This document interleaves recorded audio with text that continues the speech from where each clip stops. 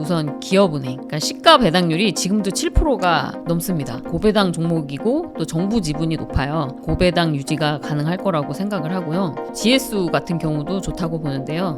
대왕고래 이슈가 나오긴 했는데 최근에 주가가 많이 오르긴 했어요. 그래도 아직도 퍼 3% 초반, PBR 0.3, 배당 수익률 6% 정도의 지주사 우선주입니다. 그러니까 좋은 저평가 배당주들을 골고루 분산 투자해서 사 놓으시고요. 배당은 계속 재투자, 10년 이상 장기 투자하는 것만으로도 게으르고 편하게 투자하실 수 있습니다.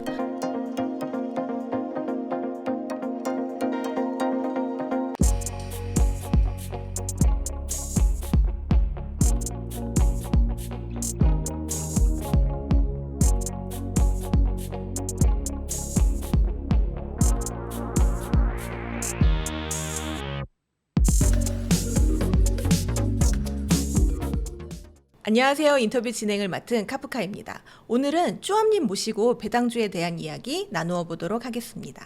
쭈암님 안녕하세요. 안녕하세요. 네, 간단하게 인사 부탁드립니다.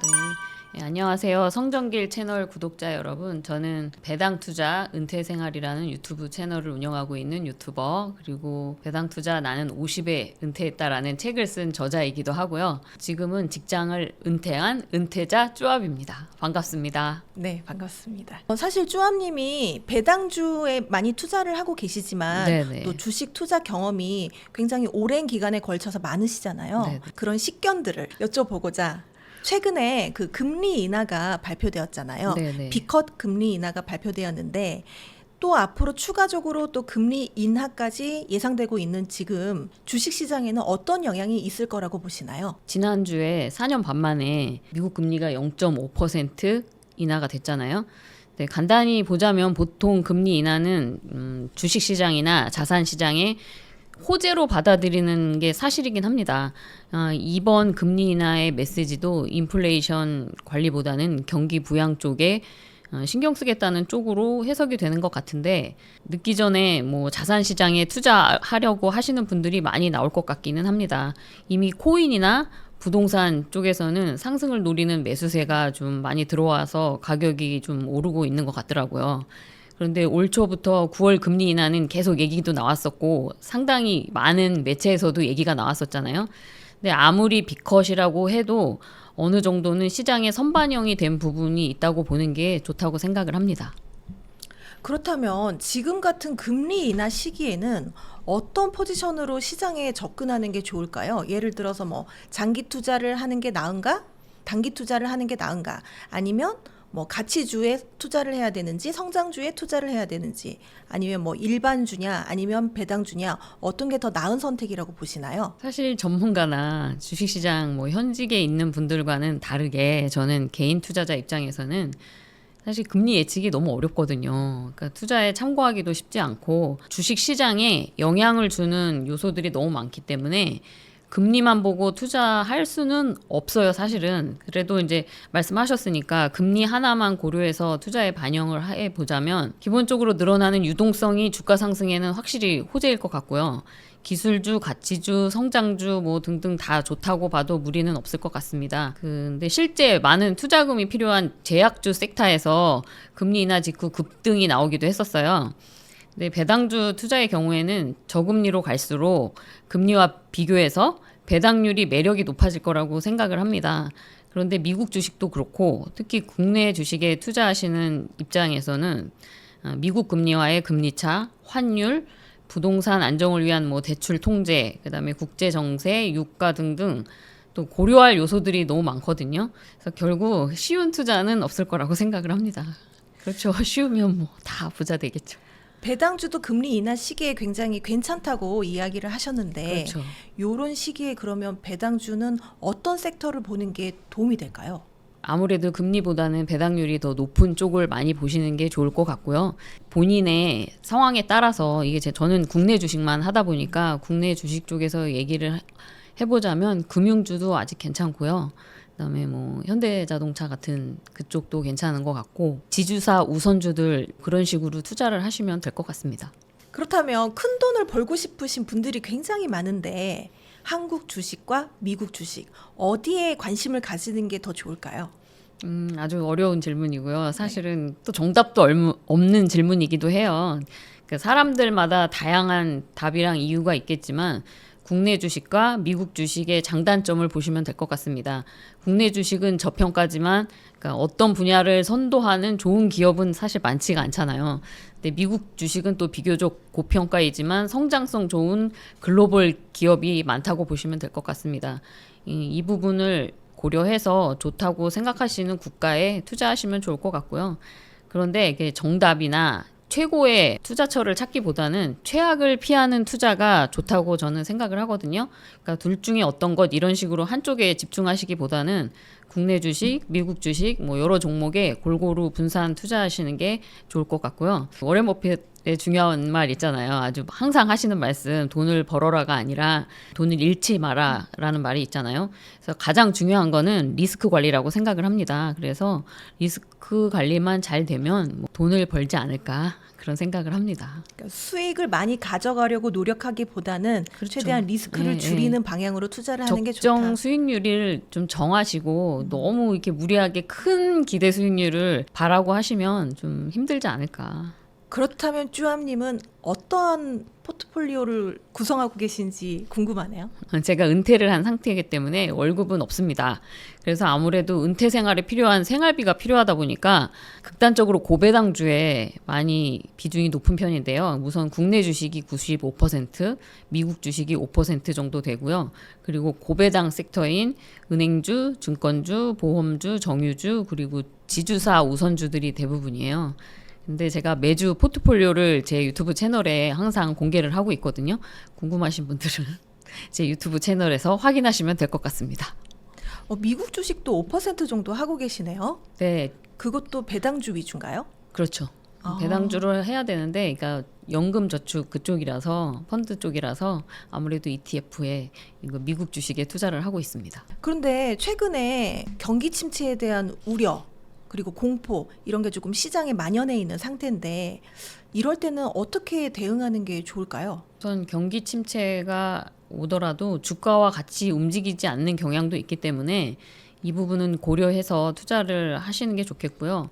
말씀대로 경기 침체가 온다면 투자를 멈춰야 되지 않을까, 현금 비중을 늘려야 되지 않을까 이런 생각으로 뭐 공포에 질려서 투자 시장에서 잠깐 떨어져 있어야겠다 하시는 분들도 많지만 실제 경기 침체가 와도 주가는 계속 오르는 경우도 있습니다. 실제 경기 침체가 만약에 온다면 기업들의 영업이익이 아무래도 떨어지겠죠. 그러면 주가가 떨어지는 것이 상식이라고 생각을 하고요.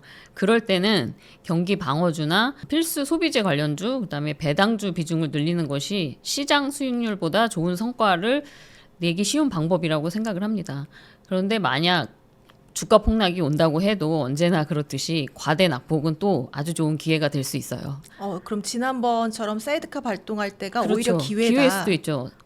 가격이 싸지면 또 줍줍하시는 분들이 또 그때는 계시더라고요. 이제 저 같은 경우도 만약에 정말 과대 낙폭이 만약에 생기게 된다면 저도 한번 크게 들어가 볼 생각입니다. 그때 어떻게 많이 사셨나요?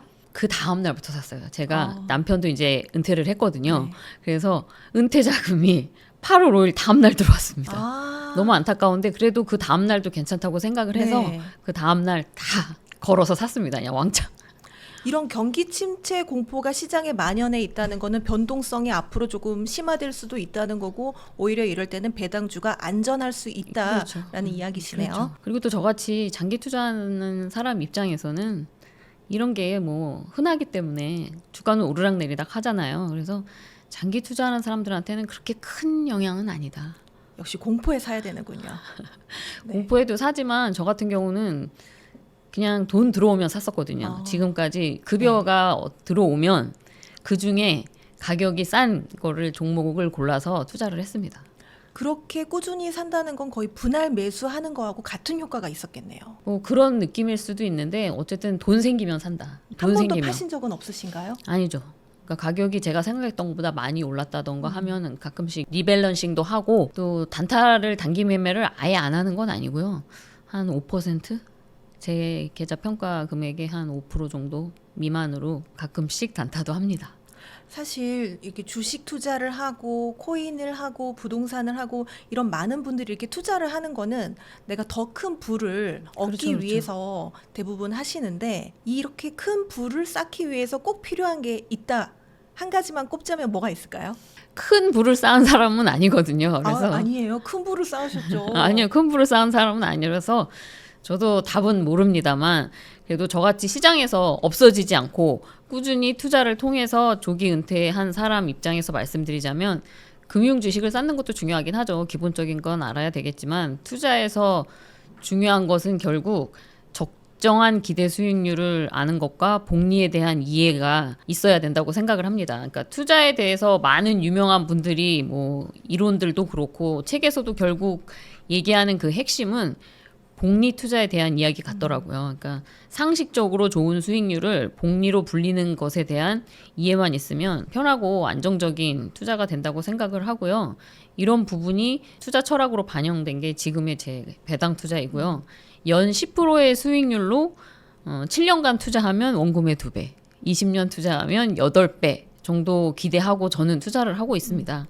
그러니까 이 정도만 되어도 저는 굉장히 대단한 투자라고 생각을 해요. 그러니까 저는 기대 수익률을 한 10% 정도만 나와도 좋겠다라고 하는 사람이거든요. 그러니까 너무 높은 기대 수익률을 추구하시는 분들은 아마 제 배당 투자가 좀 마음에 와닿지 않을 수도 있는데 사실 매년 10% 이상 내는 게 쉽지는 않거든요. 굉장히 어려운 일이죠. 그러니까. 그 정도면 굉장히 훌륭한 수익률인데 일반 분들은 사실 고수익을 원하긴 하지만 오래 주식시장에 머물다 보면 손해도 났다, 이익도 났다 그렇죠. 하다 보면 결국 0으로 수렴하거나 마이너스가 되기 일쑤거든요. 그런 점에서 연수익률 10%면 정말 어마어마한 수치라고 그렇죠. 생각합니다. 보시면 단기 매매 하시는 분들이 이제 제가 뭐 주위에도 여쭤보면 너는 수익률을 어느 정도로 예상을 하냐 그러면 제가 10% 정도를 예상한다 뭐 얘기를 하면 그럴 거면 왜 주식하세요? 뭐 20%, 30%, 뭐 40% 이렇게 말씀하시는 분들이 계세요. 뭐 이제 엔비디아 같은 걸 보시는 분들은 이게 눈에 들어오질 않겠죠. 근데 맞습니다. 한두 종목, 세 종목 이렇게 사시면 잘못하면 장기 투자에서 마이너스가 날 수도 있어요. 그래서 제가 항상 드리는 말씀이 종목을 많이 가지고 가셔야 돼요. 분산 투자를 하셔야 됩니다. 장기적으로 분산 투자를 하시고 배당도 재투자를 하셔야 되고 쓰지 마셔야 돼요. 재투자를 하셔야 되고 꾸준히 소득이 나올 때마다 계속 또 투자를 병행하셔야 이게 삼박자가 맞아야 자산 증식이 된다. 그리고 10%면은 굉장히 큰 수익률입니다. 국민연금도 10% 수익률이 잘 안 나옵니다. 네. 그러니까 적정한 기대 수익률을 가지고 꾸준한 투자. 돈이 생기면 산다라는 생각을 가지고 투자하시고 분산 투자, 장기 투자, 배당 재투자를 하시면 충분히 다 가능하실 거라고 생각을 합니다. 그러니까 종목이 뭐 나는 장기 투자해 이렇게 물어보시는 보면 6개월, 1년이 장기 투자가 아닙니다. 10년 이상 그렇게 한번 투자를 해보셨으면 좋겠어요. 종목도 10종목 이상. 예, 저 같은 경우는 지금 30종목이 넘습니다. 그렇게 많으세요? 네네. 근데 저보다 더 많은 분도 계세요. 저보 배당 투자자이신데 또 유튜버 하시는 분 계신데 그분은 한 40종목 되시는 것 같더라고요. 시드가 비슷하신가요? 비슷한 것 같은데 그분이 더 과감하게 투자를 하신 것 같더라고요. 그리고 또 이제 그분은 좀 약간 특수하긴 해요. 외국에서 투자를 하시기 때문에 뭐 세금 문제도 저랑은 좀 다른 부분이 있더라고요. 지금 시드가 어느 정도 되시죠? 지금 계좌 평가액이 시드라긴 그렇고 제 계좌 평가액이 22억 정도 되는 것 같아요. 23억까지 갔다가 또 1억 떨어졌고요. 또 뭐 21억도 가기도 하고 네, 한 평균 22억에서 왔다 갔다 하는 것 같습니다. 엄청난 거죠. 일반 분들이 내가 그만큼 거기에다 돈을 넣기도 어렵고 그만큼의 평가액이 나오기도 쉽지 않은 액수라고 봅니다. 그러니까 저는 한 번도 주식시장에서 돈을 뺀 적이 거의 없어요. 그러니까 딱 2번 있었는데 지금은 이제 배당금으로 살고 있고 2번 정도 정리를 한 적이 있었는데 당연히 돈이 필요할 땐 빼야죠. 네. 그러니까 집을 살 때 그때 딱 2번 빼봤습니다. 네. 그리고 항상 주식시장에 주식에 돈이 항상 들어가 있습니다. 그리고 지금도 그러니까 큰 돈으로 시작하시는 게 아니라요. 지금도 만약에 뭐 10만 원이 생긴다. 그럼 지금도 삽니다. 뭐 예전같이 이제는 소득이 없어서 많이는 못 사겠지만 돈 생길 때마다 지금도 삽니다. 네, 정말 너무 멋지시고 정말 너무 부럽습니다. 주원님 그 책이 나왔다고 이야기를 들었어요. 네네. 배당 투자 나는 50에 은퇴했다. 네. 이 책에 보면은 5분 컷 종목 분석법이 있던데 이거 어떤 내용인지 너무 궁금한데요. 설명 좀 부탁드립니다. 5분 컷이라고 이제 써놓긴 했는데 빨리 보면 1분도 됩니다. 다 보실 줄 아시는데 안 봐.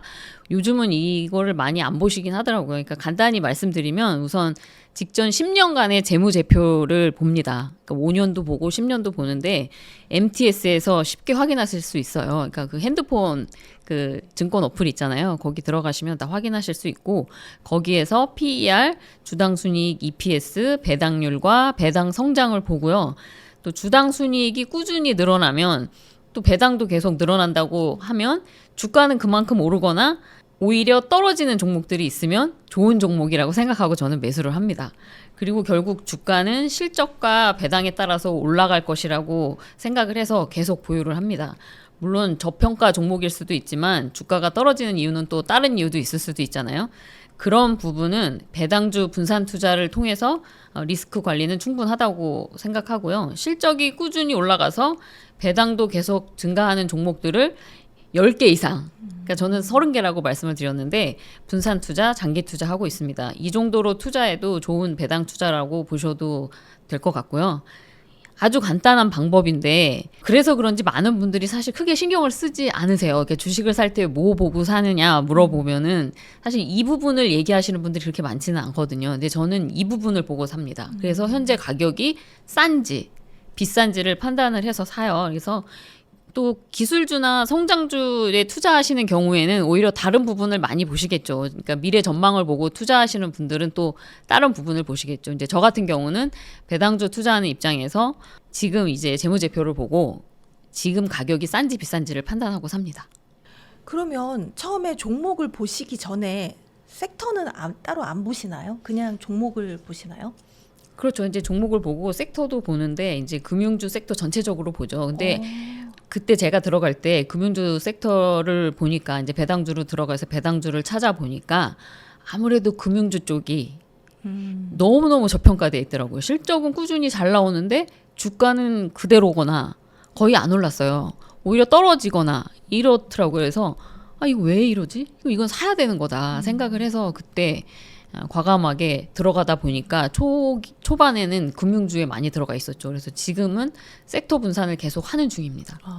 그러면 지금 시점에 들어간다고 했을 때 괜찮은 국내 주식 중에 배당주 무엇이 있을까요?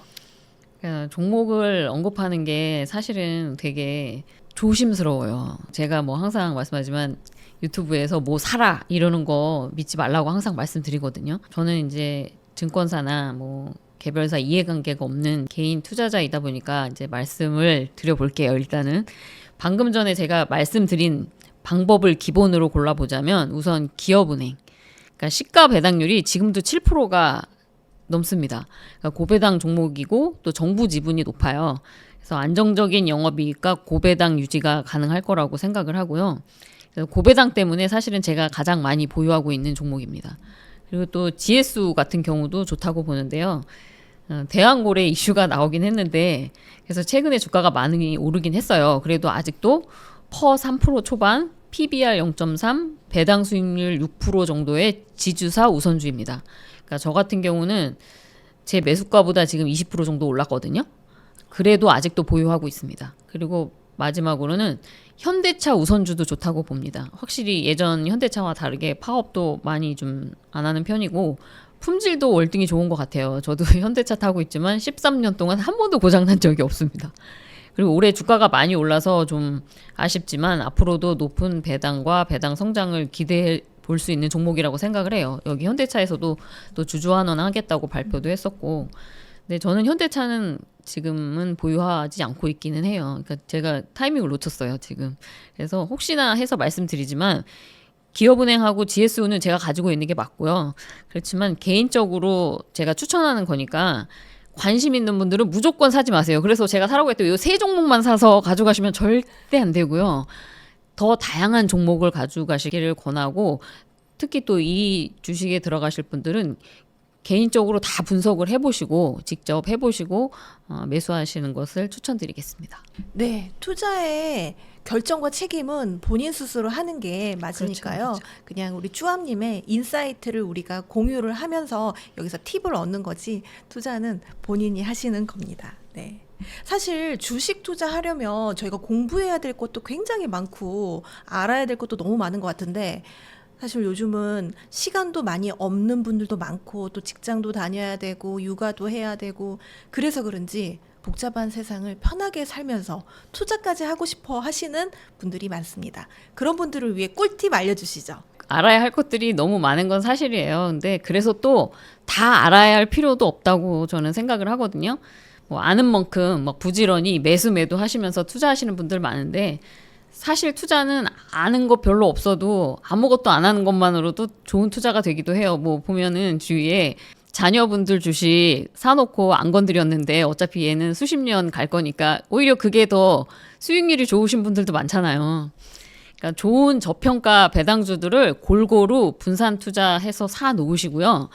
배당은 계속 재투자, 10년 이상 장기 투자하는 것만으로도 게으르고 편하게 투자하실 수 있습니다. 그러니까 이 부분이 극대화된 투자가 지수 장기 투자라고 보시면 될 것 같아요. 저도 결국은 배당주 지수 장기 투자라고 볼 수 있을 것 같습니다. 그리고 금리, 유가, 환율, 뉴스나 각종 이슈들, 뭐 매크로 변수 같은 것들 결국 분산 투자, 장기 투자자에게 있어서는 그다지 영향 있는 요소는 아니라고 생각을 하고요. 제가 해보니까. 그리고 다들 망한다고 하는 국장, 코스피를 예로 들자면 20년간 8배가 올랐어요.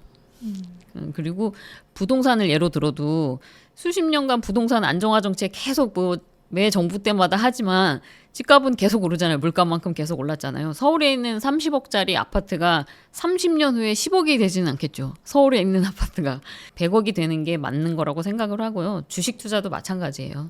그러니까 이게 복세 편살 투자라고 생각을 합니다.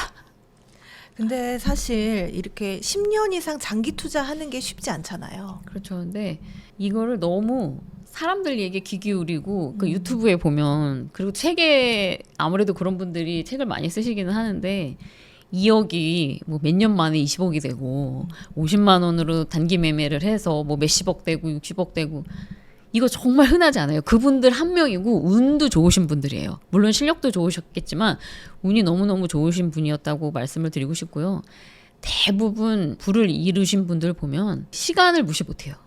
그러니까 그 부분도 꼭 생각을 하셨으면 좋겠어요. 그러니까 급여 나오면 적금 넣듯이 적금을 넣지 마시고요. 배당 투자하시면 주식에 투자하시는 게 훨씬 좋다.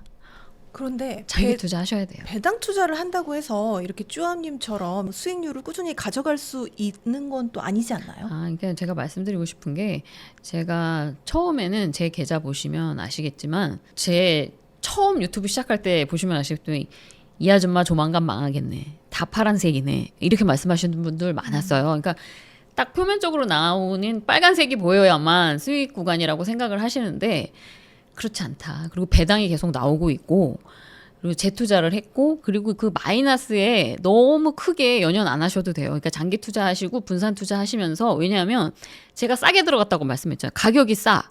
근데 이게 주가가 더 떨어졌어요. 그럼 더 싸진 거잖아요. 그럼 더 사야죠. 그리고 마찬가지예요. 또 수익이 났어요.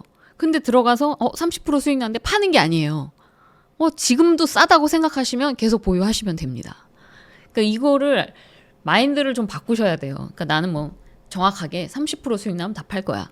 나는 주가 20% 떨어지면 무조건 손절할 거야. 이렇게 생각하시면 안 돼요. 그러니까 매수의 기준이 손익이 돼서는 안 된다라고 생각을 합니다. 네.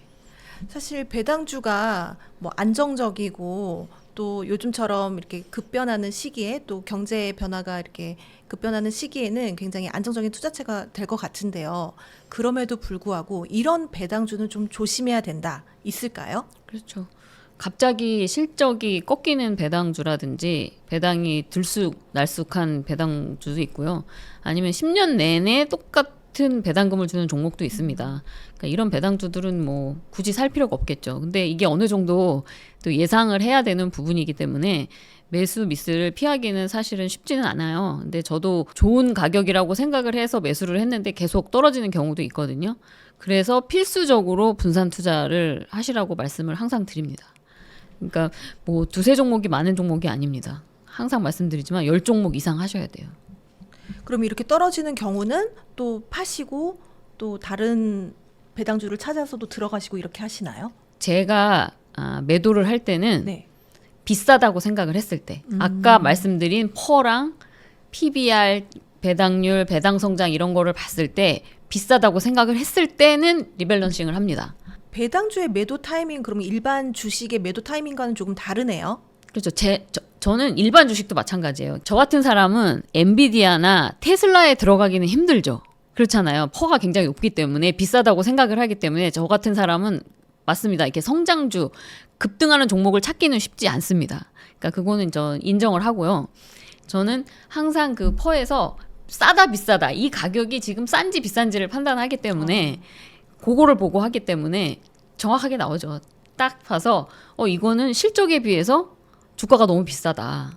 오르고 있다 생각하면 그때는 리밸런싱을 합니다.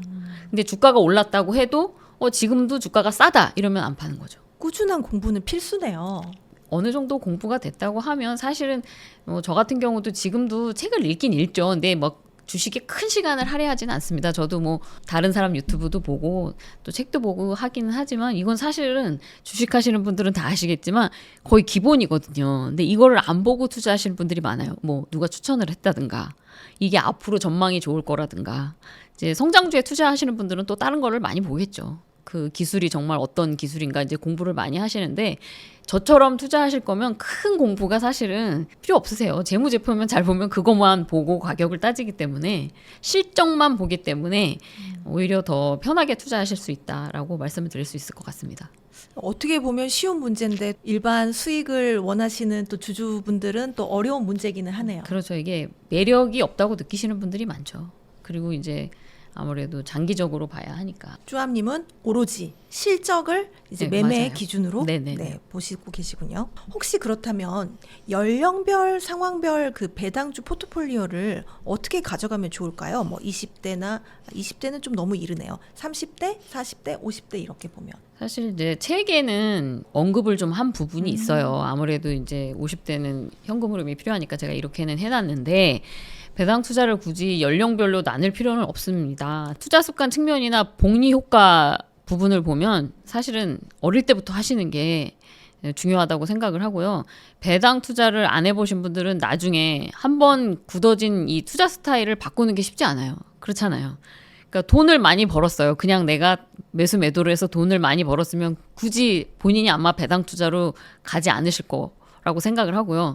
돈을 잃었다면 장기 투자가 필요한 배당 투자 할 돈이 없겠죠. 근데 이제 급여로 또 다시 시작을 하셔야 되긴 하겠지만 그리고 40대, 50대가 되면 이제 은퇴와 노후 준비를 위해서 많은 분들이 퇴직 후에는 안정적인 현금 흐름을 위해서 이제는 배당주로 들어가야겠다 이렇게 생각하시는 분들이 꽤 계시더라고요. 제 주변에도 있고 포트 전부는 아니더라도 어릴 적부터 그러니까 좀 입사하시기 전부터도 좋고 뭐 10,000원, 20,000원이라도 어느 정도 비중은 배당주에 담아놓는 게 좋다고 봅니다. 그리고 포트폴리오는 딱히 차이 둘 필요가 없이 5에서 7% 배당률 나오는 종목들로 10종목 이상 분산 투자하시면 어느 연령대든지 좋은 포트폴리오라고 생각을 합니다. 빨리 시작할수록 좋기는 하지만 그렇죠. 그 노후 준비에 대한 이 생각을 20대, 30대부터 하지는 않잖아요. 그렇죠. 늦게 시작해도 쭈암님 같은 수익을 가지고 올 수가 있는 걸까요? 사실 복리 효과를 보려면 최소한 10년 이상은 하셔야 돼요. 그러니까 늦어도 50대는 들어가시고 나중에 이제 또 퇴직금 나오면 그때 한꺼번에 넣으셔서 최소한 배당이 2천만 원 정도까지 나올 수 있게 그래도 한 4억 정도 들어가거든요. 그러니까 최소한 그 정도는 한번 해보시는 게 좋지 않을까 생각합니다. 그러니까 직장 다니시는 분들 종합소득 그 누진 해당하는 전 금액인 2천만 원까지는 해보시는 걸 추천드립니다. 지금 쭈암님은 배당액이 얼마나 되세요? 연간 배당액이? 올해는 9천만 원 정도 나올 것 같고요. 내년부터 이제 1억 2천 정도 나올 것 같습니다. 정말 대단하신 것 같아요. 너무 부럽네요. 아닙니다. 다들 하실 수 있습니다. 이게 하신 분에게는 쉽지만 아니 쉽진 않았죠. 그렇죠. 왜냐하면 저도 늘 때 투자가 쉽기는 하지만 그 과정이 쉽지는 않죠. 왜냐하면 뭐 보너스 타고 배당금 나오면 쓰고 싶잖아요. 차도 바꾸고 그렇죠. 싶고 한데 말씀드리고 싶은 게 저는 투자하면서 보너스를 한 번도 쓴 적이 없습니다. 성과급이 나오거든요. 그거 10원도 쓴 적 없어요. 그리고 배당금도 지금 퇴직할 때까지, 그러니까 퇴사할 때까지 한 번도 쓴 적 없습니다. 계속 재투자를 했습니다. 그 돈은 안 건드렸어요. 어떻게 보면 그 점이 어려울 수도 있죠. 사람이 그렇잖아요. 기분에 아, 성과급이 들어왔어. 내가 잘했어 이번에. 그러니까 저희는 수음이한가로 하는데 수 받으면 솔솔 하거든요. 근데 그럴 때 뭐 여행도 가시고 차도 바꾸고 하시는데 그런 거를 다 억제하면서 지금까지 온 것 같습니다. 네, 그동안의 시간과 노력의 결과네요. 그렇죠. 대단하십니다. 최근에 금투세가 정말 핫 이슈인데요. 이게 그렇죠. 어떤 내용이죠? 사실 이게 2020년부터 나온 얘기거든요. 그래서 그때도 저는 좀 생각하기에 이거 이러면 안 되는데 생각을 했었는데 아무래도 시행 전이다 보니까 핫 이슈가 이제 금투세긴 한데 다들 많이 아시겠지만 간략하게 설명드리자면 주식 투자에 있어서는 세금이 세 가지가 있거든요. 하나는 거래세이고 하나는 금융소득이 이제 배당소득세, 그리고 우리나라 주식의 현재 비과세인 양도차익에 대해서 2025년부터는 세금을 매기는 것이 금융투자소득세, 금투세입니다. 이제 가뜩이나 수익 보기 힘든 국장인데 이런 부분이 불공평에 대해서 개선은 없고 손해를 보면 본인이 책임을 지고 또 수익에 대해서는 22%에서 27.5%까지 고율 과세되는 겁니다. 여기에 그동안 있지도 않았던 이제 세금이 생기다 보니까 많은 분들이 화가 나신 거겠죠.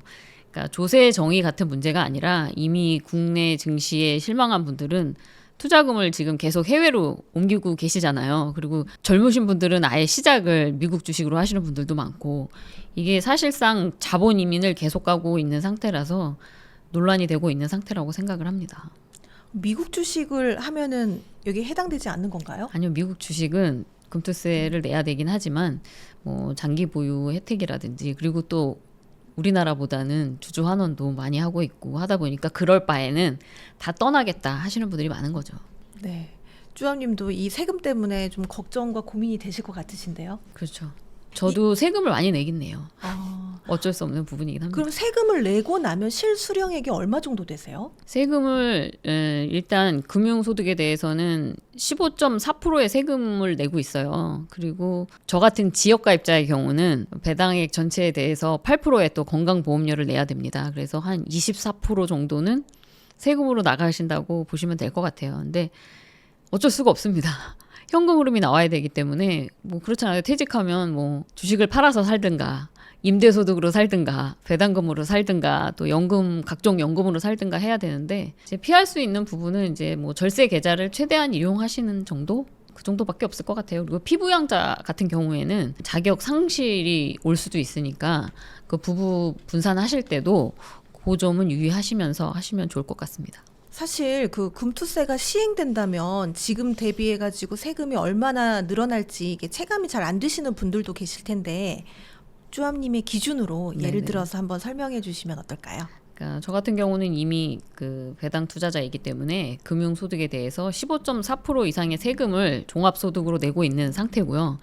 여기에 또 금융투자소득을 내야 하는 거죠. 만약 제가 증시 호황으로 5억 정도의 시세 차익을 얻었다면은 3억까지는 5천만 원을 공제를 합니다. 그래서 2억 5천에 대해서 지방세 포함 22%인 5,500만 원을 세금으로 내셔야 되고요. 그리고 3억에서 5억까지 금액에 대해서는 27.5%인 5,500만 원을 내셔야 됩니다. 그러니까 정리하자면은 5억의 매매 차익에 대해서 1억 1,000만 원의 세금을 내셔야 되는 거예요. 근데 이제 이게 문제는 뭐냐면 제가 세금을 내려고 할까요? 안 내겠죠. 그래서 주식을 안 팔고 매년 공제한도 5천만 원까지만 수익 실현을 하겠죠. 그렇죠. 수익 실현을 그렇게 하겠죠. 그리고 문제는 이게 5천만 원까지 수익 실현인데 지금은 5천만 원이지만 금투세가 만약에 시행이 되고 나면 이 금액도 낮아질 거라고 생각을 합니다. 그럼 그때는 어떻게 하죠? 그러니까 다 미국으로 가겠죠. 그러니까 저도 지금은 국내 주식에 투자하고 있지만 지금 저는 어쨌든 미국보다는 고배당이라 투자를 하고 있지만 정말 국내 주식시장이 망가지면 또 그때는 어떻게 변할지 저도 잘 모르겠습니다. 그러면 이제 금투세가 만약에 도입이 된다면 어떻게 대응을 하실 계획이세요? 시행이 된다면 아무래도 없는 세금이 신설이 되는 거니까 증시에는 악영향이 될 거라고 생각을 합니다. 세율 증가로 투자 수익금이 줄어들게 되잖아요. 그러니까 자연스럽게 투자는 위축될 것이고 개인들의 자본은 지금보다 더 빠르게 좀 더 미국 같은 선진 시장으로 다 흘러 들어갈 거라고 생각을 하고요. 주식 시장의 기능이 위축되면 좋은 기업들도 해외로 상장할 수도 있고요. 금투세는 또 채권 매매 차익에도 해당이 되니까 채권 시장까지 영향을 받을 수 있을 것 같고 파급 효과를 다 예상하기는 쉽지 않습니다. 이제 개인적으로 배당주 장기 보유하면서 배당 소득 위주로 투자하는 것에 이제 집중을 하려고 하는데 저도 올해 매매 차익이 1억 조금 안 되게 나왔어요. 만약 저도 금투세가 있었으면 이렇게 매매를 하진 않았겠죠. 저도 좀 걱정이 되는 부분이에요. 이게 금투세를 또 찬성하시는 분들도 또 계시더라고요. 이제 주식 안 하시는 분들은. 근데 그게 자기가 투자를 안 한다고 해서 문제가 아니라 주식시장이 무너지면 기업도 무너지고 경제가 무너질 수 있거든요. 그래서 이거는 좀 지금은 문제가 있지 않나 이렇게 생각을 합니다. 조금 더 유예가 되는 게 아니요, 지금 폐지가 돼야 된다고 폐지가 생각합니다. 되는 게 이 지금 투자를 하고 계시는 많은 분들이 금투세 도입을 굉장히 반대하고 또 청원도 하고 있더라고요. 청원하셨어요? 네. 이게 아직은 때가 아닌 것 같아요. 폐지가 맞는 것 같습니다. 배당을 많이 받으면 그만큼 세금도 많이 나올 것 같거든요. 절세 노하우가 있으실까요? 배당 맞아요. 많이 받으시면 세금도 많이 나오고 많은 분들이 항상 말씀하시는 게 그러니까 세금 때문에 안 하겠다. 나는 배당도 투자 안 한다라고 하시는 분들이 많아요. 그러니까 실제 배당 소득은 15.4%의 배당 소득이 원천 징수를 하고요. 다음에 다른 종합소득과 합해서 종합소득세 누진율에 따라서 세금을 또 내셔야 돼요. 그래서 직장인들이나 사업하시는 분들이 배당 투자를 기피하는 면이 있습니다. 실제 고연봉자가 배당 소득이 커서 10억 이상을 벌면 많지는 않겠지만 정말 50% 정도 세금을 내셔야 돼요. 이런 분들은 정말 씁쓸하죠. 불공평하다고 느끼실 것 같아요. 그래서 배당은 또 공제 항목도 없습니다. 그래서 제가 조기 은퇴를 한 이유도 솔직히 이 세금 부분도 좀 있었어요. 종합소득세 때문이기도 하고요. 그래서 배당 투자자들은 누진율이 올라가지 않는 1인당 대략 8천만 원 정도. 이렇게 정확한 금액은 아닌데 미국이랑 우리나라랑 조금 달라요. 8,400, 7,060 하는데 그 배당을 유지하기 위해서 부부나 가족 분산을 하시는 게 좋고 가급적이면 연금저축, ISA, IRP 같은 절세 계좌를 최대한 활용해서 투자하는 것이 좋겠습니다. 이런 절세 상품들은 사실 유튜브에서도 설명들 많이 하셨고 블로그에도 정리해 놓은 것도 많고 책도 많으니까 찾아보시면 될 것 같고 궁금하신 분들은 한 번씩 확인해 보시고 하시면 될 것 같습니다. 책에서도 이 부분에 네, 대해서 설명해놨어요. 자세히 설명해 제 책 주셨나요? 보셔도 됩니다. 네. 사실 그 금융소득 종합과세보다 이제 더 무서운 게 앞서도 잠깐 언급을 해주셨지만 건강보험 부분인데, 맞아요. 네, 어떻게 될까요? 이거는? 맞아요. 건강보험료 때문에 또 배당 투자를 피하시기도 하고 사실상 요금이긴 하지만 준조세라고 볼 수도 있잖아요. 실제 건강보험료는 금융소득의 8% 정도라고 보시면 됩니다. 그러니까 크네요. 커요. 네. 배당소득세의 15.4% 합해서 배당소득의 약 24%는 세금과 건보료라고 계산하시면 됩니다. 그러니까 직장가입자의 경우는 2천만 원까지는 15.4% 분리과세가 되고요. 초과분에 대해서 15.4%의 배당소득세에 더해서 8%의 건강보험료가 부과가 되는데 제가 그 2천만 원 조금 넘겼을 경우에는 사실 그렇게 많이 내지는 않으세요. 그러니까 제가 해본 결과 그래서 건보료가 별개로 집으로 고지서가 옵니다.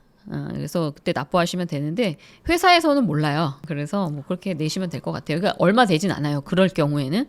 근데 이제 저 같은 지역가입자의 경우는 분리과세 없이 그냥 배당 전액에 대해서 배당소득 종합과세와 별개로 8%의 건보료를 내야 되긴 합니다.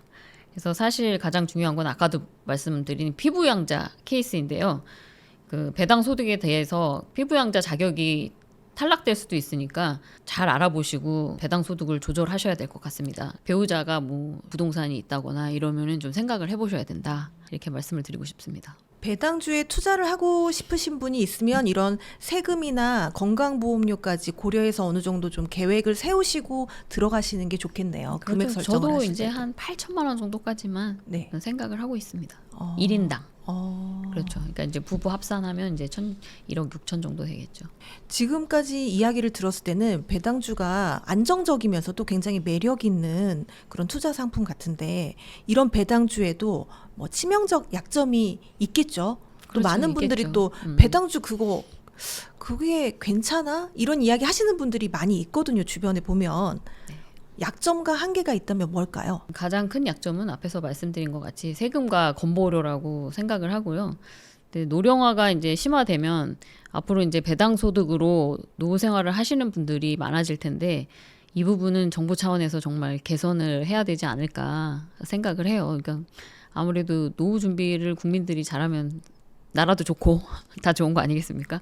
그리고 또 하나의 약점은 배당주들이 말씀하시는 게 사양 산업이나 성장이 멈춘 사업들이 고배당을 주는 경우가 많거든요. 사실 고배당은 주가 상승 요소이긴 하지만 사업 모델의 성장성 한계가 보이다 보니까 주가가 안 오르는 경향도 있긴 있거든요. 그래서 많은 분들이 이런 부분을 배당주는 배당을 주면 주가는 떨어진다라고 말씀하시기도 합니다. 근데 기본적으로 배당 재투자 그리고 분산 투자로 지수 수익률 이상을 노리는 것이 좋겠고요. 또 중요한 것은 우리가 사양 산업이라고 본 것들이 사실은 성장하는 사업일 수도 있지 않나라는 생각도 있어요. 저 같은 경우는 통신이나 금융이 고배당 섹터이지만 과연 사양 산업인지는 지나봐야 알겠죠. 그리고 배당이 성장하는 것도 성장 기업이라고 볼 수 있는 부분이라고 생각을 합니다. 사실 지금까지 배당주의 뭐 장점과 뭐 단점 이런 것도 이야기해 주셨는데 실제 10년 넘게 이렇게 배당주에 쭉 투자를 해 보신 경험을 기초로 이야기를 하셨을 때 내가 해보니까 그냥 일반 성장주나 가치주에 투자하는 것보다 배당주가 훨씬 더 좋았다라고 느낀 부분이 어떤 부분이셨을까요? 그러니까 제가 처음부터 배당주에 투자를 한 건 아니었거든요. 처음에는 저도 완전 뭐 초단타까지는 아니더라도 몇 종목 사놓고 매도를 한 적은 있는데 그렇게 어느 순간 하다 보니까 이제 시간이 흘러서 보니까 이거 뭐지? 그러니까 물론 수익이 많이 난 것도 있고 안 난 것도 있겠죠. 근데 크게 손해 본 적은 없는데 왜냐하면 크게 뭐 잡주라든지 이런 건 사지 않았기 때문에 가격을 보고 들어갔기 때문에 크게 손해 본 적은 없는데 또 크게 돈을 벌지도 않았어요. 근데 몇 년 지나고 보니까 이거 뭐 지수에 투자하는 게 더 나을 것 같다 이런 생각이 드는 거예요. 힘만 들고. 그러니까 단타 치려면 어쨌든 매수 하려면 계속 신경이 쓰이잖아요. 이럴 바에는 그냥 지수에 투자하는 게 낫겠다라는 생각이 들더라고요. 그리고 이제 제가 2016, 17년도부터 이제 생각이 있어서 그때부터 17년도부터 이제 조금씩 사서 들어가긴 했는데 그때부터 이제 뭐랄까 이제 노후 준비도 해야 되겠고 그러니까 저는 50세 전후로 이제 퇴사를 할 예정이었거든요. 끝까지 다닐 생각은 없었어서 그때부터 들어갔는데 그래 내가 이렇게 사고 팔고 한다고 수익이 그렇게 잘 나는 게 아니더라고요. 그래서 그냥 편하게 배당주에 투자하면서 재투자하면서 가자라는 생각이 그때 들었어요. 이게 아마 투자 오래 해보신 분들은 알 거예요. 아마 10년 이상 해보신 분들은 비교를 한번 해보시면 내 수익률이랑 그 지수 투자랑 비교해 보시면 지수 이상 버는 게 사실은 쉽지 않거든요. 그래서 그때 마음이 좀 바뀌었습니다. 그렇다면 아까 저희 잠깐 언급했지만 그 책을 쓰셨잖아요. 네네. 책에는 어떤 내용이 있는지 이렇게 잠깐 소개 좀 해주실 수 있을까요? 제가 아무래도 배당 투자자 보니까 그러니까 배당 투자 또 제 주식 투자 철학 히스토리 그다음에 세금 부분에 대해서는 제가 아무래도 그거는 회계의 영역이기 때문에 크게 뭐 자세하게까지는 아니지만 그래도 투자하실 때 이 정도만 아시면 되겠다 정도로 써놓긴 했어요. 보시면 제가 어떻게 투자를 했고 어떻게 시간이 걸렸고 그다음에 제 종목까지 그다음에 제 투자금까지 다 상세하게 설명을 써놨거든요. 그래서 참고하시면 나쁘진 않을 것 같습니다. 네, 오늘 소중한 시간 내주셔서 정말 감사드리고요. 마지막으로 성공의 진심인 구독자분들께 한 말씀 부탁드립니다. 조금 건방진 말씀일 수도 있는데 투자에 있어서 가장 중요한 것이 무엇인지를 생각해 보셨으면 좋겠습니다. 그러니까 투자에 집중해서 대단한 실력과 경험으로 수익률을 높이려는 노력보다는 적당한 시장 수익률 정도를 꾸준히 유지하면서 좋은 직장과 소득, 그다음에 절약과 절세, 노력이 함께 해야 또 삶도 풍요로워지고 투자도 성공적으로 할 수 있지 않을까 생각을 합니다. 그러니까 어렵고 리스크 있는 부의 추월 차선에 눈이 가실 수밖에 없잖아요. 뭐 저도 예전에는 그런 생각도 했었고 왜 이렇게 돈이 안 불어날까 뭐 이런 생각을 했었어요. 근데 장기 투자, 분산 투자, 배당 재투자로 부의 서행 차선을 가는 것도 한번 느껴보셨으면 좋겠습니다. 그러니까 지금 뭐 투자하시지만 한 2천만 원까지는 누진 안 되는 2천만 원까지는 한번 해보시는 거를 추천드리고요. 그리고 다들 성공 투자하시기를 바라겠고요. 또 이 외에 궁금한 사항 있으면 제 유튜브 채널에 댓글을 남겨주시면 최대한 답변 드리도록 하겠습니다. 응원 드리겠습니다. 감사합니다. 네, 감사합니다.